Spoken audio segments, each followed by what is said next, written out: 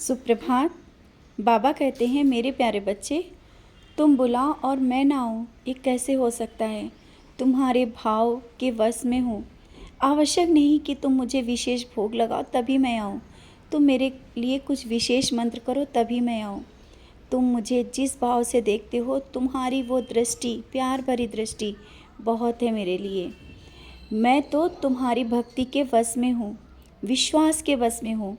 तुम मुझ पर विश्वास करते हो ना, यही मेरे लिए बहुत है। कोई भी काम करने से पहले तुम विश्वास के साथ आगे बढ़ते हो और दूसरों से भी कहते हो विश्वास करो, सब सही होगा। बाबा है ना, तुम्हारा यही विश्वास बहुत आगे तक ले जाएगा और मुझे तुम्हारे और करीब ले आएगा। तुम मेरी ओर खींचे चले आ रहे हो, देख रहे हो कोई नया रास्ता बनता जा रहा है और तुम मेरी ओर बढ़ते आ रहे हो। ये जो तुम्हारा मेरे प्रति लगाव है ना, इस जन्म का नहीं है, जन्मों जन्मों का है। मैं तुम्हें किस तरह से अपनी ओर खींच रहा हूँ, शायद तुम समझ नहीं पा रहे हो। हाँ, ये सोचते हो किस तरह से ये सब हमें पता चला और कहाँ से कहाँ तक आ गए। अभी तो तुम्हें और आगे जाना है, भक्ति के उस मार्ग तक जाना है जहाँ पर तुम लोगों को भी सही राह दिखा सको, सच्चाई की रास्ता बता सको। और अभी तुम्हें बहुत कार्य करने हैं। अन्नदान के लिए सोचा है ना, अन्नदान भी करोगे और दूसरों की सेवा, जो गरीब हैं उनको सही राह दिखाओगे और सही रास्ता दिखा करके तुम उनकी सेवा करोगे। ये तुम्हारे मन में जो विचार है ना, सब करोगे और सब सही अच्छे से कर पाओगे।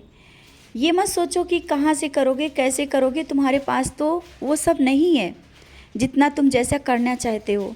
आवश्यक नहीं होता है कि धन ही हो तभी तुम किसी की मदद करो। शारीरिक भी मदद कर सकते हो और धन कैसे करना चाहते हो, वो भी समय आने के साथ इतना होगा कि तुम खुले हाथों से किसी के लिए कुछ कर पाओगे। और अभी भी तुम किसी को देख करके सोच रहे हो काश मेरे पास होता और मैं उसके लिए कर पाता। तो तुम आगे तो बढ़ो, मैं हूँ ना, मैं कहाँ से कैसे वो चीज़ें तुम्हारे लिए दे दूँगा जिससे तुम उसकी मदद कर पाओगे। सोचो नहीं, करो। सोचने से काम नहीं होता है, करने से होता है। और जो कोई भी कार्य करने से पहले तुम्हारे मन में जो नकारात्मक विचार आने लगते हैं ना, कि तुम नहीं कर पाओगे, तुमसे नहीं होगा, ये कहाँ से इंतज़ाम होगा, ये पहले से क्यों सोच लेते हो। मैं जब बैठा हूँ तुम्हारे साथ परछाई बनकर तुम्हारे साथ हर पल रहता हूँ। तुम्हारी सोच जहाँ से चलती है उस पल में तुमसे पहले मैं सोच कर रखता हूँ हर बात।